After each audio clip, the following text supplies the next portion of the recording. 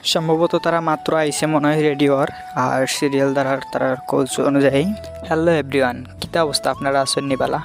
আমিও আছি বালা। ঘুমটা কি উঠিয়া মাথা থাম করে না, সুজা এলাম রাস্তা বাই মাঠের বাইতে। খাওয়ার পরে দেখি ছোটো ছোটো বাচ্চা বা লেডিস জেন্টস তারা স্পট এক্সারসাইজ করের। সম্ভবত তারা মাত্র আইসে মনে হয় রেডিওর আর সিরিয়াল দ্বারার তারার কোচ অনুযায়ী।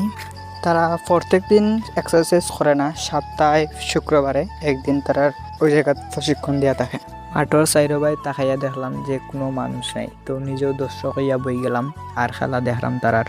বর্তমানে তারা রেডি হয়ে গেছেন এবং মাঠের মধ্যে সিরিয়াল হইয়া উবাইছেন। এখন দেখি তারা কিতা করে আর আপনারাও দেখানোর সুযোগ করিয়া দিব।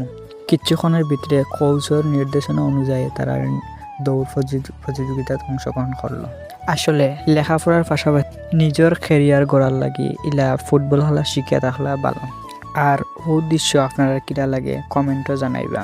আর ফুটবল খেলা যদি আপনার পছন্দের খেলা হইতে কমেন্ট করতে ভুলতাই না।